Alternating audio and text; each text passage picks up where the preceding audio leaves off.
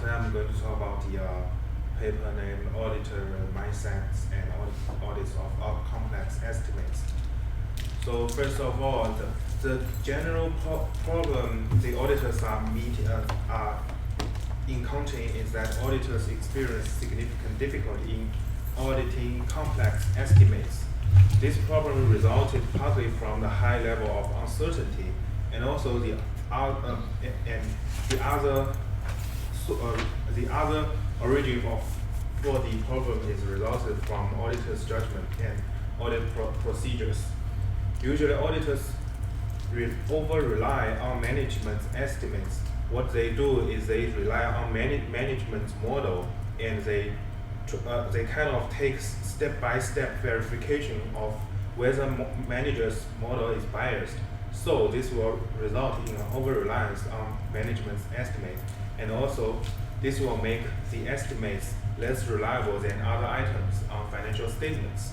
So in this paper, the authors examine whether and how changing auditors' mindsets can improve audits of estimates and thereby enhancing audit quality. Mindsets are the set of judgment, criteria, and cognitive process and procedures that produce a disposition of readiness to respond in a certain manner. In simple words, it's a global readiness to respond in a particular way, but it's not some template or framework that will guide you how to do things, but it's more about the general feeling of when you are encountering certain kind of situations, how will you react? Continue about this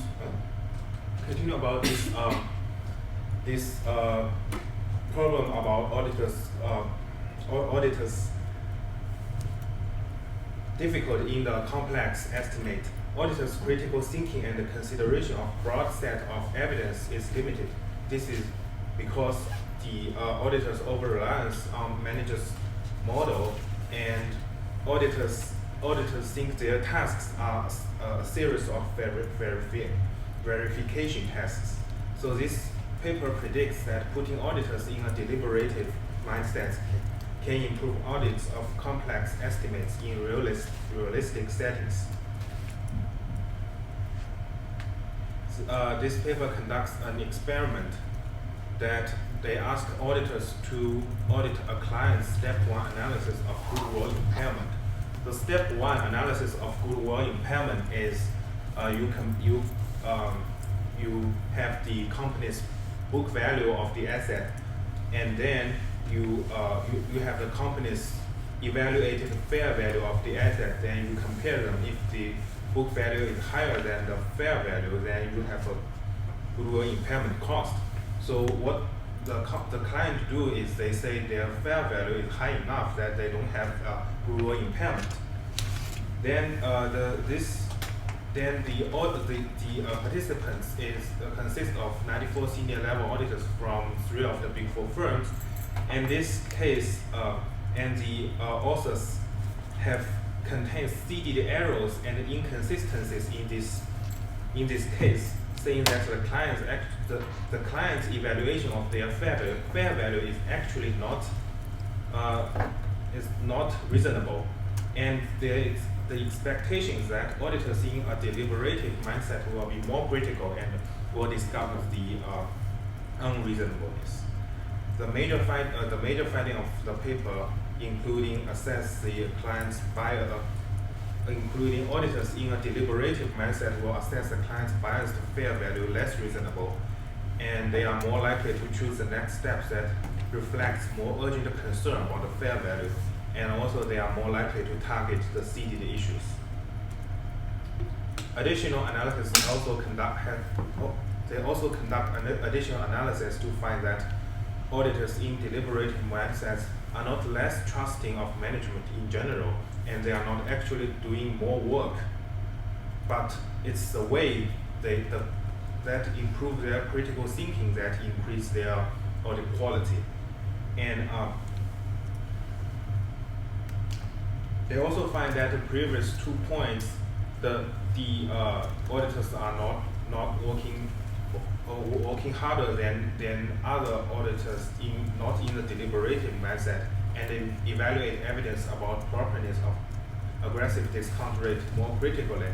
These 2 points fully mediate the relationship between deliberative mindset condition and the assessed reasonableness of the fair value.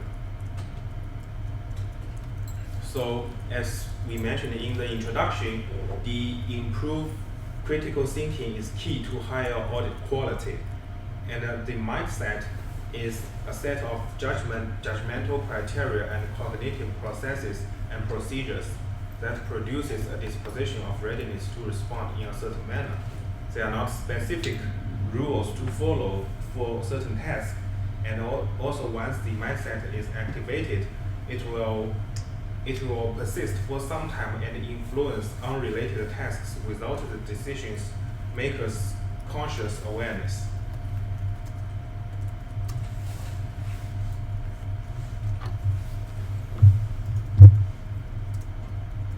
So based on prior literatures, the authors developed 3 hypotheses. First one is auditors in a deliberative mindset will evaluate a biased estimate less reasonable than will auditors not in a deliberative mindset.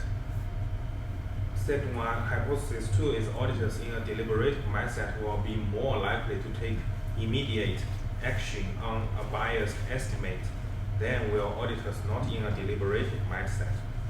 The last one is auditors in a deliberative mindset will identify more seeded inconsistency and error underlying a biased estimate than will auditor not in a deliberative mindset. So the method is a behavioral experiment. They asked 94 participants from 3 Big Four firms for the experiment, and the audit experience ranged from 30 to 72 months. The participants will evaluate the reasonableness of the fair value of a client's business using the step 1 of the client's goodwill impairment test. So the client used a discounted cash flow model to estimate the fair value. This has four major area called projections of future revenue, operating costs, expenses, capital expenditures, and discount rate. The author seeded 4 fair value related issues, and a key piece of information necessary to identify each seeded issue appear as part of the evidence related to an assumption other than the assumption implicated by the issue. In simple word, this means when we are talking about projection of future revenue, they also will seed certain issues that's related to, for example, capital expenditures, and you will not find projections of future revenue related issue directly. So the mindset is manipulated at 3 levels. First one is deliberative. It's in this group, the auditors are asked to consider doing an international rotation, and they are asked to list the three advantages and the 3 disadvantages of doing such rotation. In other words, this actually makes them to think in the whole situation. The second one is the implemental mindset. This asks the auditors to consider doing international rotation and list 6 steps to obtain the rotation. This is more like auditors' traditional way of thinking a procedure, not from all aspects, but a procedure how you achieve your goal. And the last one is the control group, which start immediately on the case. There are 3 primary dependent variables measured. First one is the reasonableness of the fair value of the business unit. 0 is not at all reasonable, and 11 is extremely reasonable. And the second one is decision about what action to take next. It actually contains 4 groups. 1 is to conclude that fair value is reasonable, and 4 is conclude fair value is overstated. During the middle 2, 1 is delay forming a final conclusion, and second one is call the manager immediately. The last primary dependent variable is specific reasons or issues supporting this decision. It has been classified into target issues, other connected issues, other issues, and items supporting the fair value. So here comes the result in this table. If you can see there, the reasonableness of the fair value estimate is the mean value of this output is listed here. We can see that the deliberative group has the lowest reasonableness of the fair value as the authors expected. Also, the ANOVA test here shows that the deliberative the mean value of reasonableness of fair value of the deliberative group is significantly lower than the control group and the implemental group. Also, the implemental group and the control group, the p-value here is 0.29, which means there's no significant difference between the control group and the implemental group. So the hypothesis 1 is supported. At table 2, we can see that here the output is whether the decision to contact manager immediately. We can see that the percentage is high. The deliberative group has the highest percentage to make the decision to contact manager immediately, then followed by the implemental group, then finally the control group. The ANOVA test here shows that the deliberative group is significantly different from the control group and the implemental group. And here we can say that hypothesis 2 is supported. And on table 3, we can see that the first column here, the target issue, the deliberative group identifies the highest, the largest size of target issues compared to other two groups, and we can here we can say that hypothesis 3 is supported. And if you look at the total valid issues, also support as a supplementary test of hypothesis 3 because the deliberative group identified the most valid issues. The panel B and panel C show two tests that says the deliberative group is significantly different from the control and the implemental group. The author also has done additional tests to say that auditors are not working harder but thinking differently. The improved audit quality is not due to working harder, but due to the auditors are thinking differently.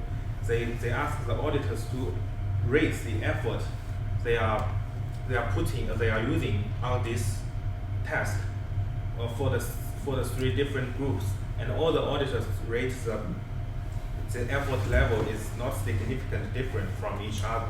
And also they track the time the auditors use to perform the task, and there's also no significant difference between the time for the three groups.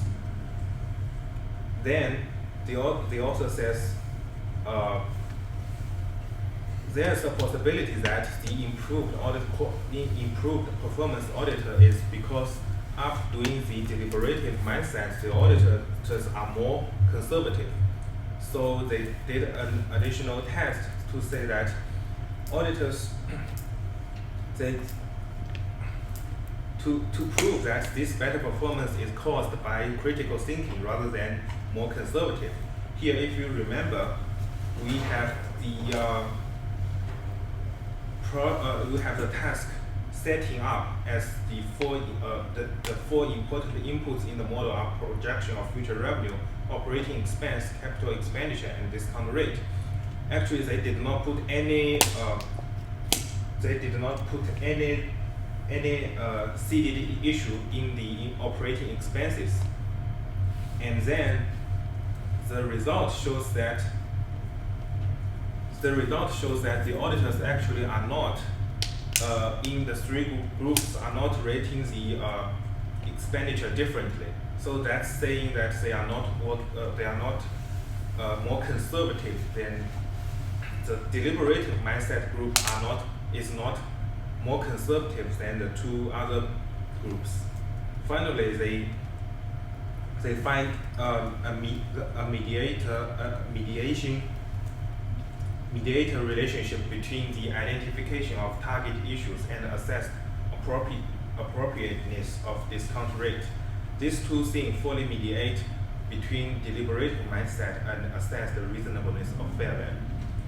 So in conclusion, auditors need to think critically and include more broad evidence to improve audit quality in complex estimation. And auditors in a deliberative mindset is not just more conservative, they are more discriminating. This study contributes to audit research and practice, psychology research on mindsets, implemental and deliberative mindset manipulation, changing how auditors use the evidence rather than prompting to get more evidence. And this study also leads the investors and managers to more accurately predict future earnings and investment returns. Any questions on this paper? So let's just talk a little bit about, so here's when I signed this paper, what I was thinking is, as I said earlier, I think well, first, judgment is never going away in auditing. It's just the nature of the beast, and that's how standards are written, especially as we move to IFRS. But even in the still GAAP environment, as we move to standards such as fair value, there's always going to be judgment. And fair value is a complex judgment, and that's the issue for auditors. When the judgment is very complex, what you see is in this paper, one of their manipulations was this implemental mindset. And the reason that they looked at that was because that simulates or simulates more of how auditors approach these more complex judgments, in that they look to verify the evidence. So they fall into a confirmatory bias, right, which in the JDM literature on heuristics and biases is a big issue, especially in the audit environment, where auditors just look to confirm the evidence that's presented to them. But for those of you who are knowledgeable about auditing, a major criteria or factor or expectation for auditors is that they exercise professional skepticism, which means you take a critical assessment of the evidence, right? And so you guys were at the research workshop a couple of weeks ago, and we talked about, she presented the paper, and we talked about the fact that you can't rely on experts, right? You shouldn't just blanketly rely on experts, because you have to critically assess the evidence. And with these complex estimates or complex tasks, the research has shown that auditors tend to give in to managers or over-rely on managers' assumptions, quite possibly because they don't have a really good understanding of it, and it is a very complex judgment. So what's really interesting about this experiment that they conducted is that they were able to simulate the implemental mindset, but what the findings that when they simulate or put the auditors in this deliberative mindset, that it actually did. And what's really cool in my mind is it wasn't they didn't put them in a mindset related to the task. It was something totally, completely different from the task, right? But just the mere fact of putting auditors in a mindset of being more deliberative, like what are the pros, what are the cons in this international rotation? Simple, nothing to do with the task. Just putting them in that mindset impacted how they assess the evidence for a really complex judgment. And so they made judgments that, were more reasonable. So they took action that would, in my mind, as I read it, just in summary, is that they were more skeptical. Just putting them in that mindset that had nothing to do with the task made them more skeptical. And that's what I mean about using experimental research to really understand how auditors make decisions, but also things that we can do. So we accept that there are judgment biases, there are heuristics that auditors use. We as individuals use, beyond an auditor, we use judgments and heuristics. Obviously, the outcome is a lot different when you're talking about financial statements. So that's what I saw it as, here's this opportunity to show something as simple, because can anyone think of a way that in a real audit environment, how you might put auditors into a deliberative mindset? What can an audit firm do to kind of prompt their auditors to think more deliberatively?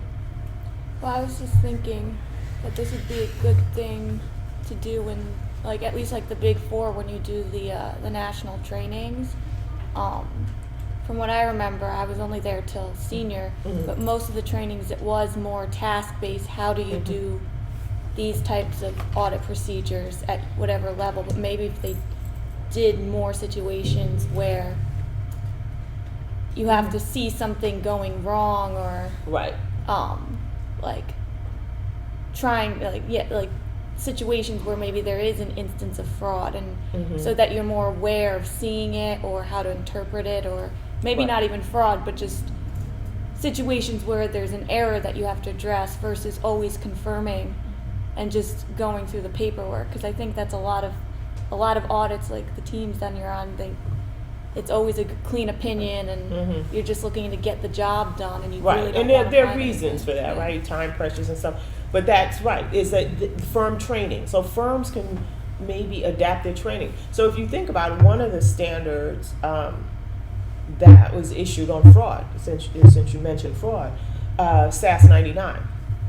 So SAS 99, if doesn't require audit teams to brainstorm. They strongly suggest it. And basically what they're requiring is that audit teams get together and discuss where fraud is, where the client is most susceptible to fraud, what areas most susceptible to fraud, and how to address that, right? And so but that in my mind is similar to putting the audit team in this deliberative mindset, even though it's related to the task. It's making you think, so where could fraud be? Where is it most susceptible? What controls are in place to address it? What controls are missing? So it's similar to this pro and con. It's putting you in that deliberative mindset. And there's been, I think there have been a couple of studies that looked at brainstorming and found in an audit environment, and found that the audit teams that engaged in more of a brainstorming, they engage in brainstorming, and I think someone did electronic brainstorming as well, that if they engage in brainstorming, they're better able to identify the fraud risk factors. They identify more fraud risk factors. I haven't read the paper in a while. We had a study, it never got published, so it got chucked in the garbage. But because somebody came, and this is another thing, because experiments take so long, you can get scooped, right? Somebody could have already been working on it and they got to market before you. So that's one of the risks, though. But you can't, you have to balance the risk, the cost and the benefits, because you don't want to put a shoddy experiment out there that's never going to get accepted anyway. But so we had an experiment where we used students, and we used a task that was a teaching case that was used, and all they had to really do is identify the fraud risk factors on the fraud, given the fraud triangle. And we had a control group where they didn't do any brainstorming, and we had a control group where they did face-to-face traditional kind of brainstorming. We all sit around and brainstorm. Then we had another group where they did silent brainstorming. So you put your idea in a paper. So there's that idea there being no judgment. And in our case, we found that, obviously the brainstorming groups did better, but the silent brainstorming group did even better than all of the brainstorming groups. And that to me is similar to what is this deliberative mindset is like. Is this just by prompt, and that's the whole idea behind professional skepticism. There's experiments that have looked at tone at the top. And so what message is the partner send? Do they focus on a message that says, the budget, as you pointed out, happens a lot, right? Or did they say, budget's important, but, you got to keep your eyes open, I really want a quality audit and so forth. So just those messages will change audit behavior. And those are things that are easy that firms can implement, right? Because, we would love to, there are all kinds of theories that might be great, but if they're not implementable in an audit environment, then, it's just interesting, right? But it's, you do want to have some impact. So some of the things, so this to me is a start, but you pointed out some interesting things that would this interact, right? Would there be some factors that would interact to diminish the impact of a deliberative mindset, such as time pressure, such as the partner's tone, right? So, because in this environment, they had them where there was no pressure to do the audit, no budgets, anything like that. And so auditors, and you can't look at, and that's the one thing about, you can't look at every single thing because you're turning too many dials. So you're just trying to carve out a piece and say, well, it looks like a deliberative mindset. Well, based on this, a deliberative mindset seems to improve auditor judgment. Now the next step is like, well, for us as researchers, what are the pros and the cons, right? In trying to institute this type of delivery. When might it work best versus when will it not work at all? Like, what are the barriers that could, inhibit the effects of a, deliberative mindset? And that's the future research. So we chip away, but I think that's true of all research. You chip away because you can't answer everything, right? You were gonna ask a question? Yeah, I was gonna say just another thing that I thought of related to like actually applying it to audit. I noticed some managers that I had, they did a very good job of forcing you to not just roll forward the last year's salary. Yeah, like they would say, like I had specific managers who would say, like, doesn't matter what we did last year, this is a new year, and they expected you to analyze what we did and if it was appropriate and how we could make it better, and they wanted you to improve upon the procedures every year. And it was particular managers who did that, and they really forced you to think of, and I think that actually is good training for the younger staff to know how to write your own procedures instead of just following what was done. And I think that also helps you have that more professional skepticism of what you're even looking at, what's the end goal. So. Right.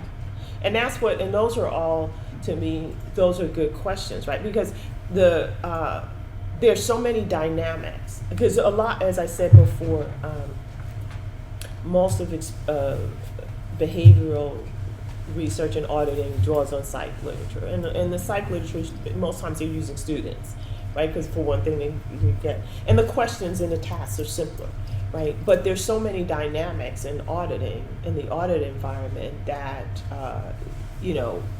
so it's not that we're replicating a psych experiment using, which you shouldn't, right? Just using a psych theory and using auditors. It's more, okay, these are the dynamics in the audit environment. Is this a theory that really would work in an audit environment?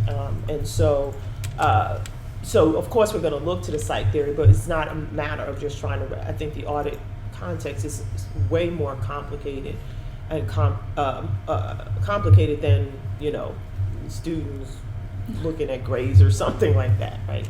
So, Andre, you had a point? Yeah, I read this paper on JDM that you sent to a couple of us a few weeks ago, and they proposed, I'm just tying it back to the critical thinking, deliberative mindset. They proposed that firms can perhaps rephrase their procedures. So typically they have tie trial balance, it reconciles, make sure it reconciles. So maybe they can have it doesn't reconcile, or the opposite of that. Right. So it might change. Again, it goes back to this. It changes the lens by which you approach the audit, right? And someone had even said along those lines. I think Mark Peacher and Ira Solomon wrote a piece about even how the PCOB can change how they deliver the message, right? How they deliver the message to audit firms of audit deficiencies and their tone. And so instead of focusing only on the negative, focus on the positives, right? And so that the message was received a little differently. So when you take there are these positives and then you have, some negatives, people receive the information better. So all of you, have worked. If you've ever supervised anyone and written in a performance evaluation, one of the things that stuck out at me for me as I started to supervise people and having to write evaluations was start with the positive, right? Because the person receives the information. So when you do give them the negatives or their, performance, deficiencies in performance, they hear it better. And I think of it from my own personal experience when I've gotten, believe it or not, bad reviews.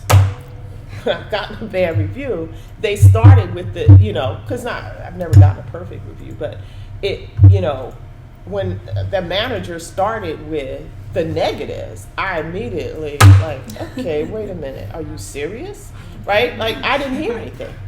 Nothing. So everything else that followed was irrelevant because the only thing that I could focus on was the negative, which was a valuable lesson for me as a supervisor that I never started that way because I wanted people to hear my message and receive it.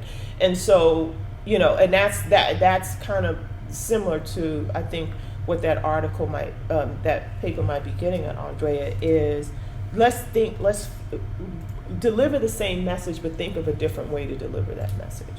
And a lot of that's where you see these are the types of things that you can't tease out during archival. Like, there's a place for all types of research, but from an auditor perspective, it is really important and critical to understand understand their judgment processes, and also similar to this paper that we just talked about, is how you can improve that judgment process. And then there's a logical extension, I think, of research from this, which I think they talk about some extensions in the paper. Okay. I like this. This was, I thought, a really good example of some contemporary research on more contemporary topics that, because I think that, as I said before, the audit process is becoming a lot more complex. And we're going to actually see it become more complex with data analytics. As much as data analytics will simplify, I think, and improve efficiency, there's still some judgment related to that.